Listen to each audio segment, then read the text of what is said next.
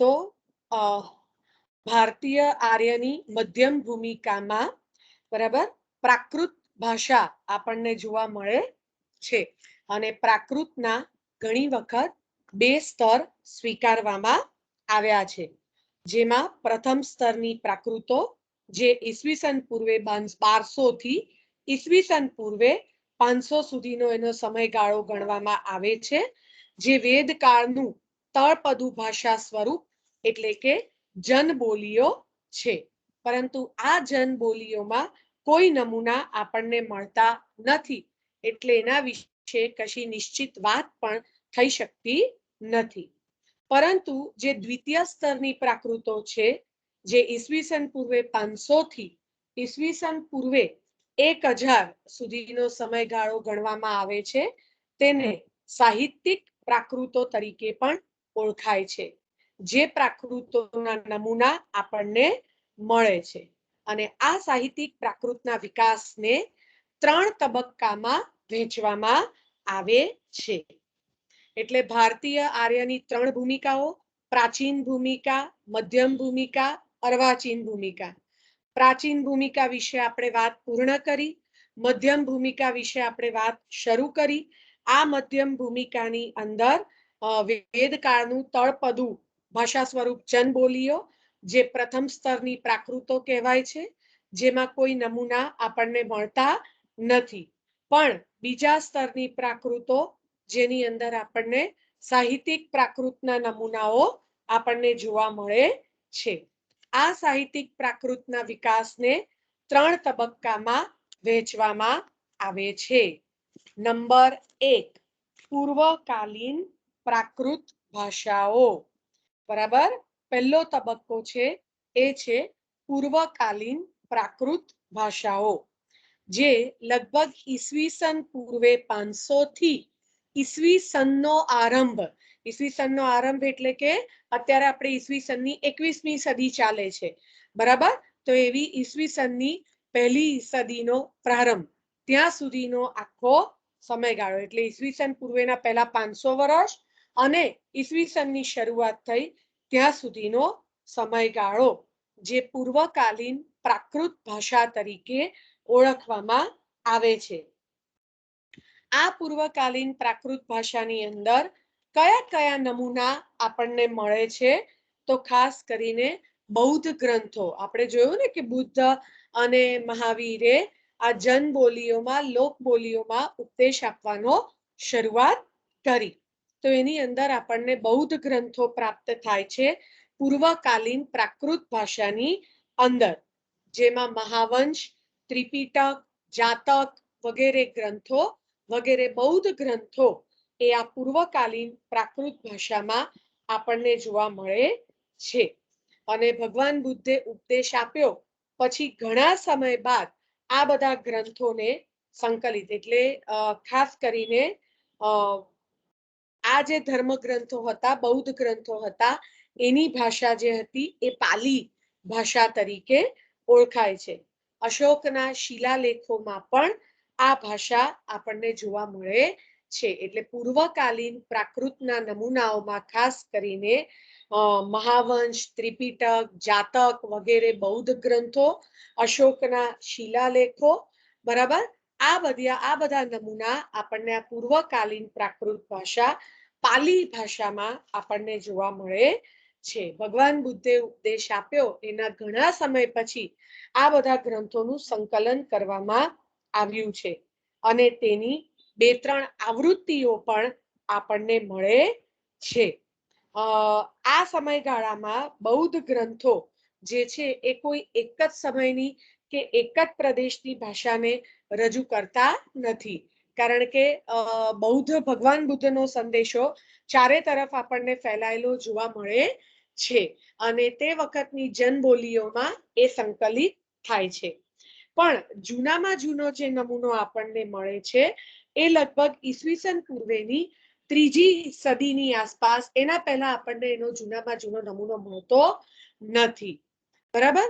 અને મહાવીર ભગવાનનો જે ઉપદેશ છે એ બૌદ્ધના સમયગાળાથી ઘણો મોડો, એટલે એમનો સમયગાળો ઘણો પાછળ આપણને જોવા મળે છે, લગભગ છઠ્ઠી સદીમાં, એટલે કે બુદ્ધના સમયના લગભગ 250-300 વર્ષ પછી આપણને મહાવીરનો જે ઉપદેશ છે એ પ્રાપ્ત થાય છે. બરાબર? એટલે કહેવાનો મતલબ એ છે કે જે બીજું સ્તર છે પ્રાકૃતનું, દ્વિતીય સ્તરની જે પ્રાકૃતો કહેવાય છે, જેને સાહિત્યિક પ્રાકૃત પણ ઓળખવામાં આવે છે, આ સાહિત્યિક પ્રાકૃતના 3 તબક્કા છે.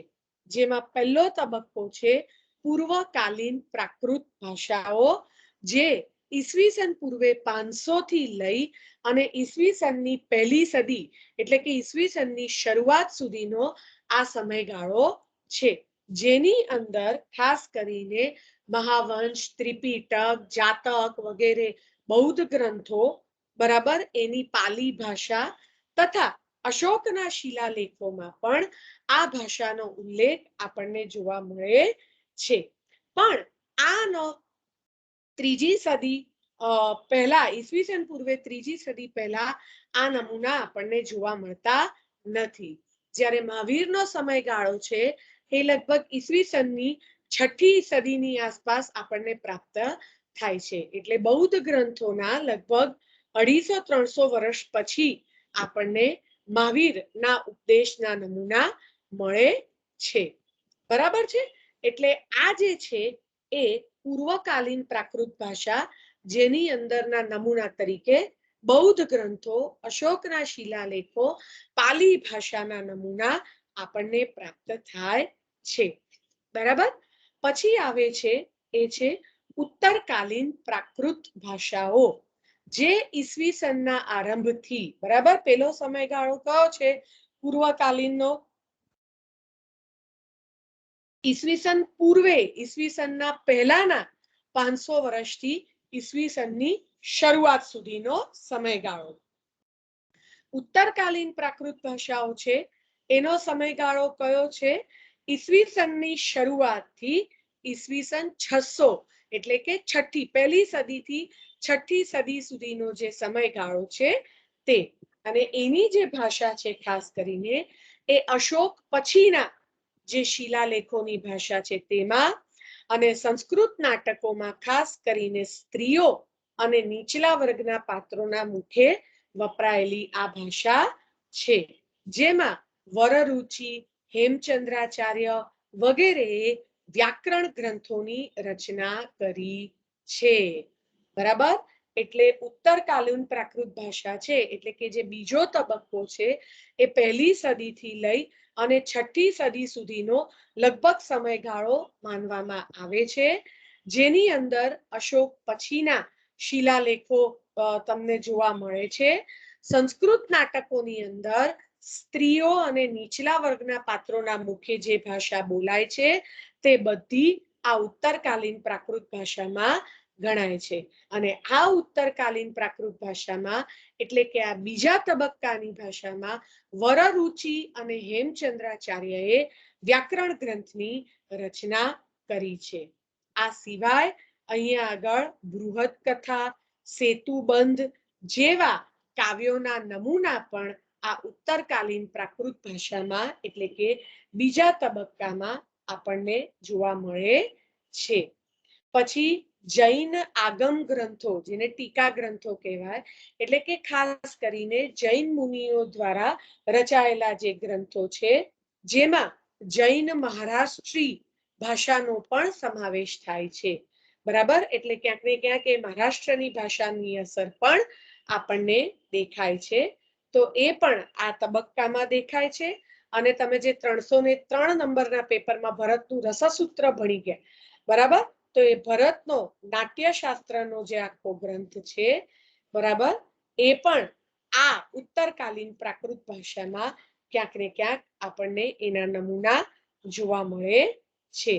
એટલે ભરતનાટ્ય શાસ્ત્રની અંદર માગધી, મગધની જે ભાષા, મગધ એટલે અત્યારનું બિહાર, બરાબર, એની જે ભાષા છે એ, અને એની જે 7 પ્રાદેશિક બોલીઓ હતી, એનો ઉલ્લેખ આ ઉત્તરકાલીન પ્રાકૃત ભાષામાં આપણને જોવા મળે છે.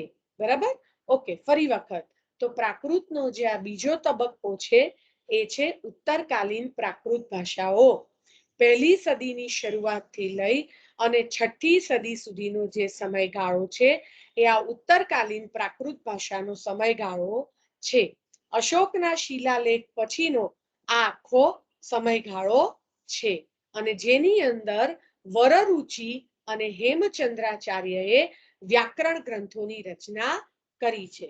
આ સિવાય સેતુબંધ, બૃહદ કથા, જૈન આગમ ગ્રંથો, જૈન ટીકા ગ્રંથો જેવા નમૂનાઓ આપણને આ ઉત્તરકાલીન પ્રાકૃત ભાષાની અંદર જોવા મળે છે.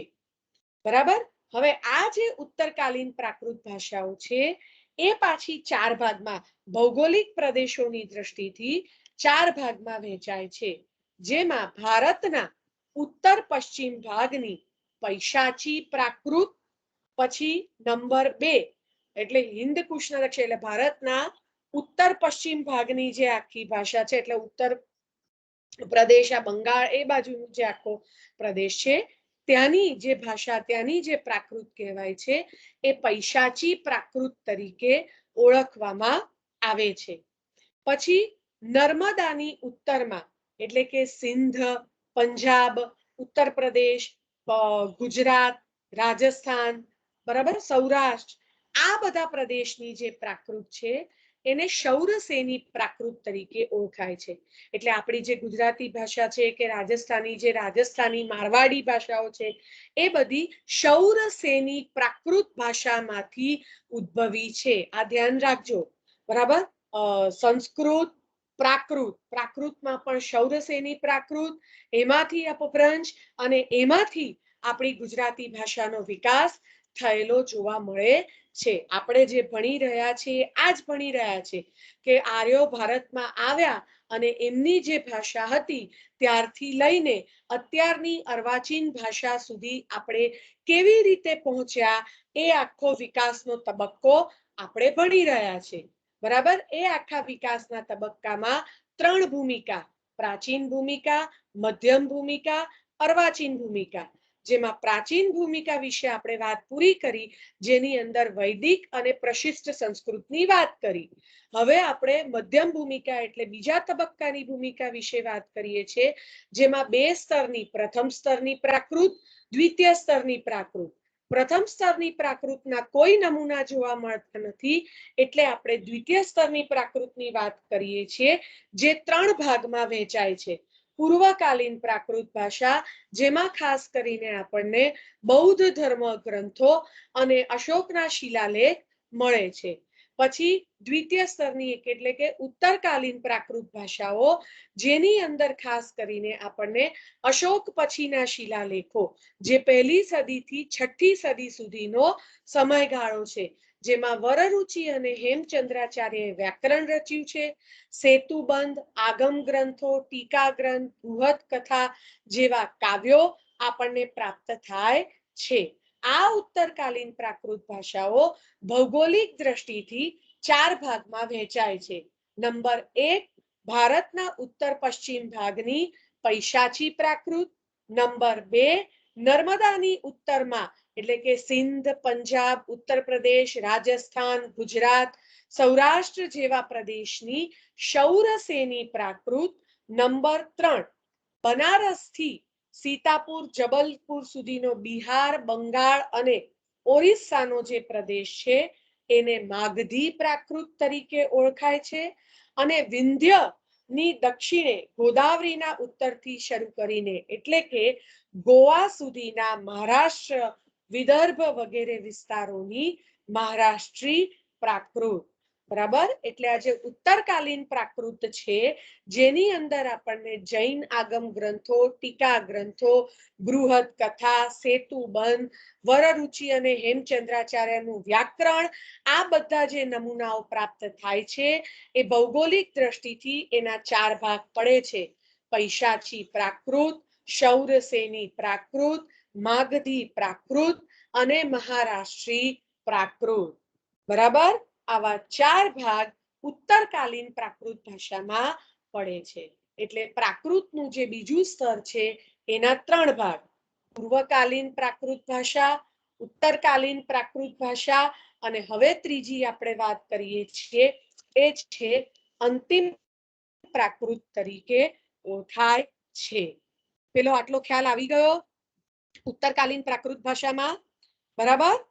તો હવે આપણે જે વાત કરીએ છીએ એ છે અંતિમ પ્રાકૃત વિશે વાત કરવાની છે, જેનો સમયગાળો ઈસવીસન 600 એટલે કે 6ઠી સદીથી લઈ અને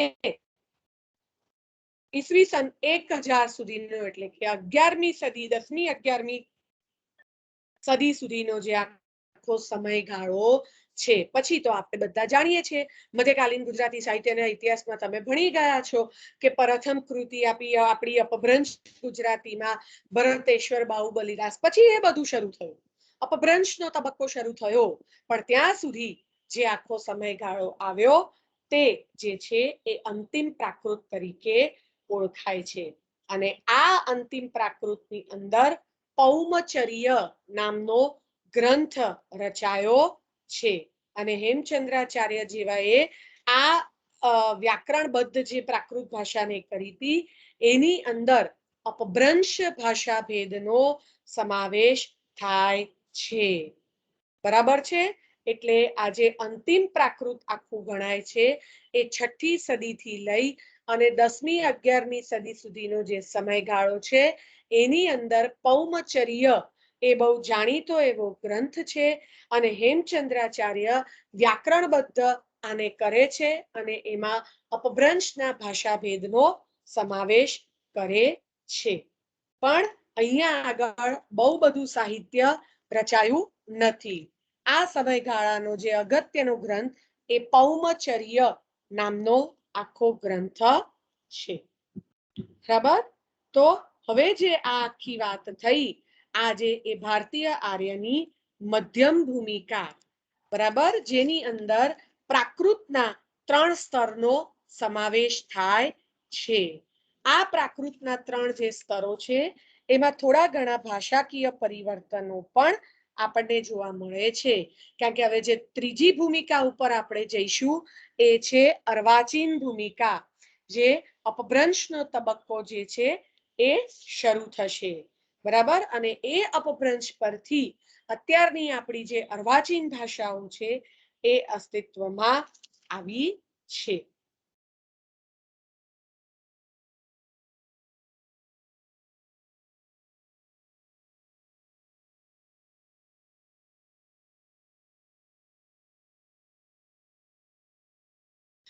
બરાબર? તો હવે આ જે અપભ્રંશનો આખો જે તબક્કો છે, જે ત્રીજું આપણું આ જે નું સ્તર છે, એમાં થોડા ઘણા જે ધ્વનિ પરિવર્તનો છે, કયા કયા પરિવર્તનો છે એના વિશે થોડીક આપણે વાત કરીએ.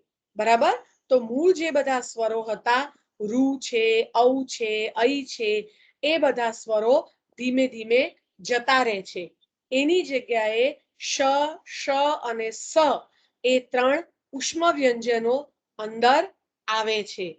પછી વિભક્તિ તંત્ર જે છે એ પ્રાકૃત કરતા પ્રાકૃતમાં સંસ્કૃત કરતા ઘણું સરળ થઈ જાય છે.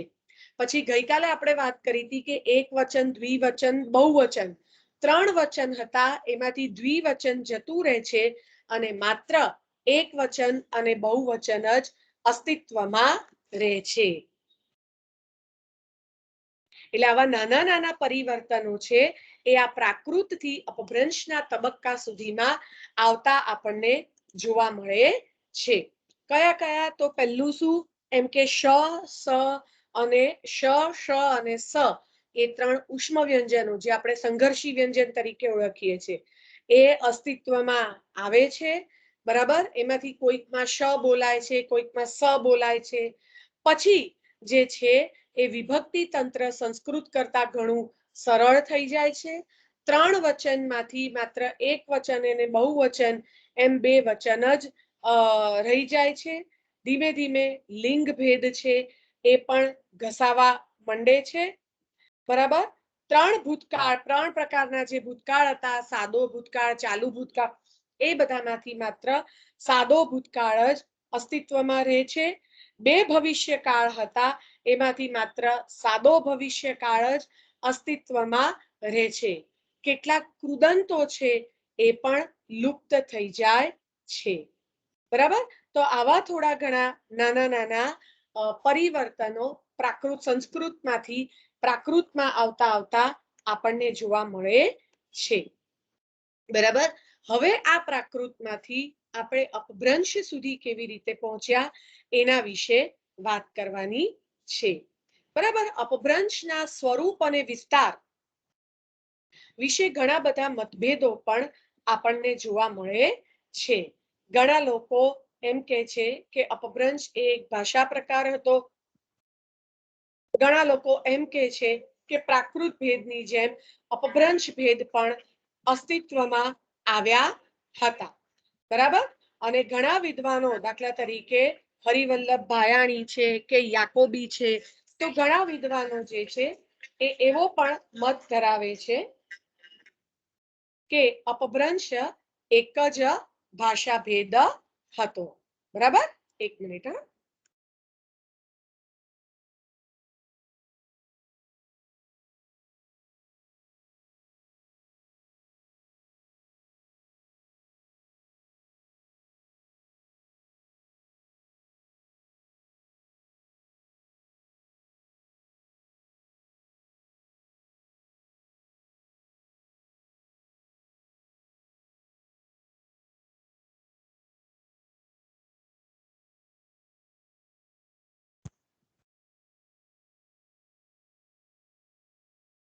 તો અપભ્રંશને કેટલાક વિદ્વાનો ભાષાભેદ તરીકે ઓળખાવે છે, કેટલાક વિદ્વાનો છે એ ભાષા પ્રકાર તરીકે પણ ઓળખાવે છે. બરાબર છે. તો અપભ્રંશ સુધી પહોંચતા પહોંચતા હવે આપણે જે વાત કરવાની છે એ અપભ્રંશ અને એમાંથી જે સ્થાનિક બોલીઓનો અર્વાચીન બોલીઓનો જે આખો વિકાસ થયો છે એના વિશે આપણે વાત કરવાની છે. પ્રાકૃતમાંથી અપભ્રંશમાં આવતા સુધીમાં કેટલીક મહત્વની લાક્ષણિકતાઓ હજુ પણ અસ્તિત્વમાં રહી છે અને ગુજરાતીમાં પણ એ અસ્તિત્વમાં રહી છે. એટલે હવે જે આપણે વાત કરવાની છે એ ભારતીય આર્યની અર્વાચીન ભૂમિકા, ત્રીજી ભૂમિકા વિશે આપણે વાત કરવાની છે. તો આ બે ભૂમિકાના સંદર્ભમાં કોઈ પ્રશ્ન હોય, કંઈ પૂછવું હોય તો બોલો.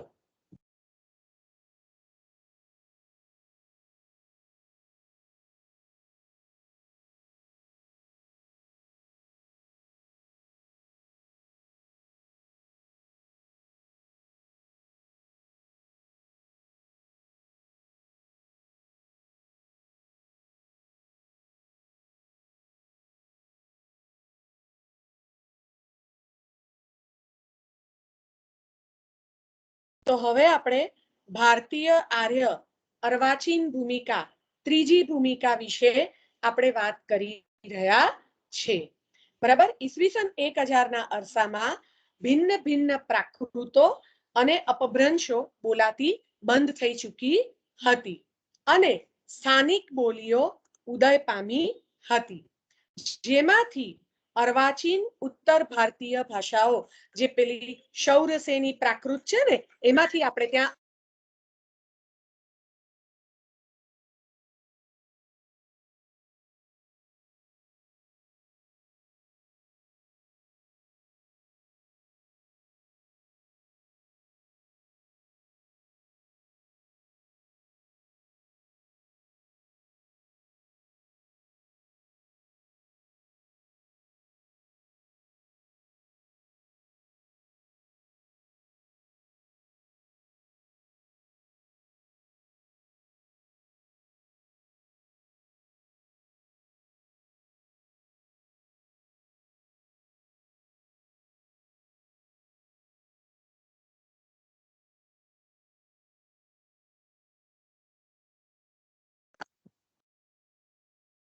તો ઈસવીસન 1000ના અરસામાં ભિન્ન ભિન્ન પ્રાકૃતો અને અપભ્રંશ બોલાતી બંધ થઈ ચૂકી હતી અને સ્થાનિક બોલીઓ ઉદય પામવા લાગી હતી, જેમાંથી અર્વાચીન ઉત્તર ભારતીય ભાષાઓ ગુજરાતી, મરાઠી વગેરેનો વિકાસ થયો. હવે જો પહેલા તબક્કાથી આપણે યાદ કરીએ પ્રાચીન ભૂમિકા હતી એમાં પ્રશિષ્ટ સંસ્કૃત, વૈદિક સંસ્કૃત, પ્રશિષ્ટ સંસ્કૃત.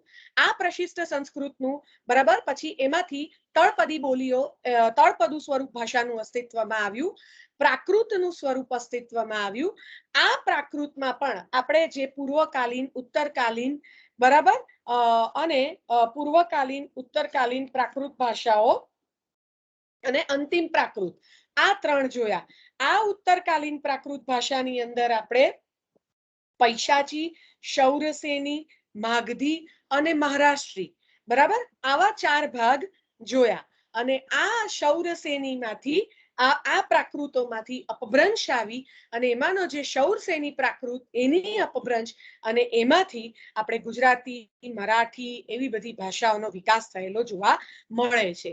જે ભારતીય આર્યની ત્રીજી ભૂમિકા, અર્વાચીન ભૂમિકા તરીકે ઓળખાય છે. બરાબર, તો ભારતીય આર્યની પ્રાકૃત ભૂમિકા સંસ્કૃતના જે સંયુક્ત વ્યંજનોથી જુદી તરીને આવતી હતી. હવે આ કેવો આખો વિકાસ જો, સંસ્કૃતમાં શબ્દ હતો હસ્ત, બરાબર, પ્રાકૃતમાં આવતા સુધીમાં શબ્દ થઈ ગયો હથ, અપભ્રંશમાં હથું અને અર્વાચીન ગુજરાતીમાં આપણે બોલીએ છીએ હાથ. બરાબર, તો આ જે આખું પરિવર્તન થયું એ આ ત્રીજી ભૂમિકા સુધી પહોંચતા સુધીમાં આ આખું પરિવર્તન થયું. આપણે જાણીએ છીએ કે ભારતમાં મુસ્લિમ રાજ્ય અમલ આવ્યો અને સંસ્કૃત અને પ્રાકૃતને જે રાજ્યાશ્રય મળતો હતો તે જતો રહ્યો. બરાબર છે, મુસ્લિમ સત્તા આવતા સંસ્કૃત પ્રાકૃતને જે રાજ્યાશ્રય, જે મહત્વ મળતું હતું, જે પ્રોત્સાહન મળતું હતું એ જતું રહ્યું અને એમાં સાહિત્ય રચાવાનું બંધ થયું અને સ્થાનિક બોલીઓના વિકાસને વેગ મળ્યો. બરાબર, અને લગભગ સ્વતંત્ર રીતે આ બધી બોલીઓ જે છે એ વિકસવા લાગી. જેમ કે જે શૌરસેની પ્રાકૃતનો ભાષા પ્રદેશ હતો, રાજસ્થાન, ગુજરાત, સૌરાષ્ટ્ર, બરાબર, સિંધ, પંજાબ, એ જે ભાષા પ્રદેશ હતો ત્યાં લગભગ ઈસવીસન 600 ની આસપાસ મુખ્યત્વે અપભ્રંશ ભાષાએ સ્થાન લઈ લીધું હતું અને પછી એમાંથી જુદા જુદા જૂથો છૂટા પડતા ગયા. એ એક અપભ્રંશમાંથી ગુજરાતી ભાષા વિકસી, મરાઠી ભાષા વિકસી, બરાબર, પંજાબી ભાષા વિકસી, સિંધી ભાષા વિકસી, એમ જુદા જુદા એમાંથી જૂથો જે છે એ અસ્તિત્વમાં આવી ગયા.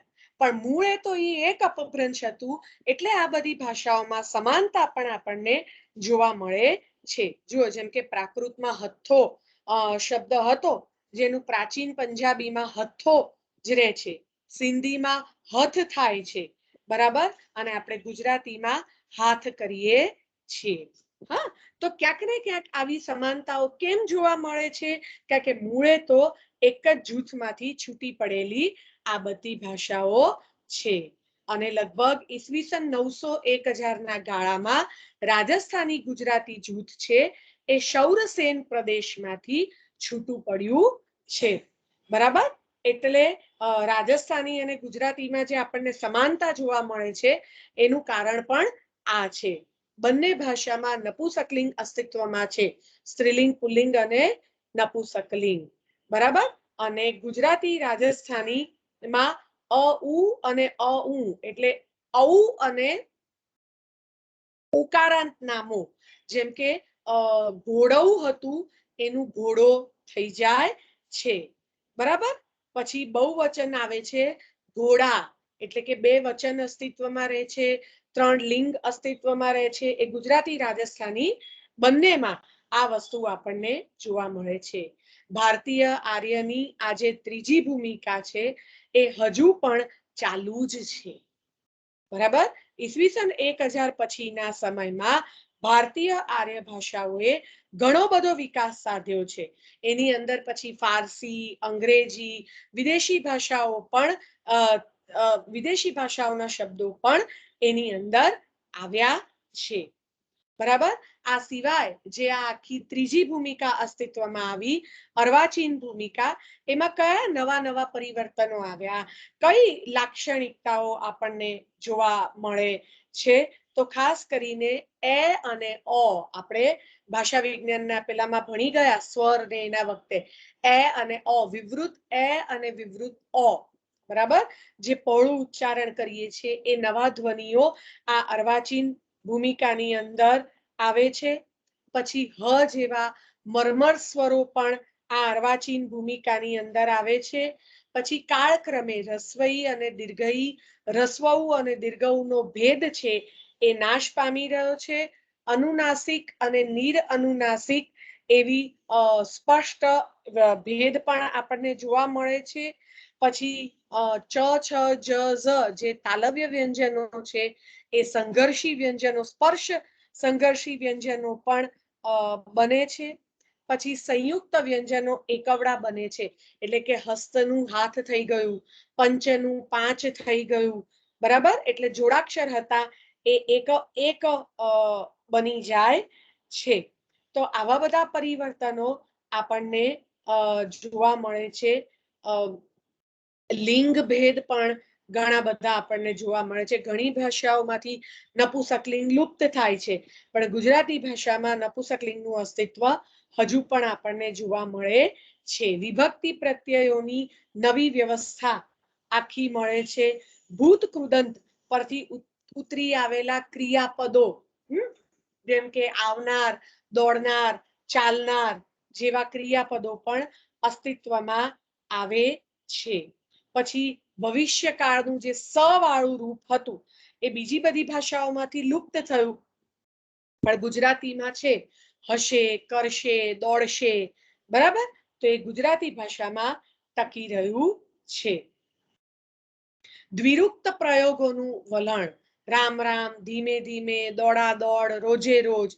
તો દ્વિરુક્ત પ્રયોગો પણ પ્રબળ બને છે અને અંગ્રેજી અને ફારસીમાંથી ઘણું બધું નવું શબ્દ ભંડોળ પણ આ અર્વાચીન ભૂમિકાની અંદર આવે છે ઓકે તો આ થઈ તમારી ભારતીય આર્યની ત્રીજી ભૂમિકા અર્વાચીન ભૂમિકા એટલે પ્રાચીન ભૂમિકા મધ્યમ ભૂમિકા અને અર્વાચીન ભૂમિકા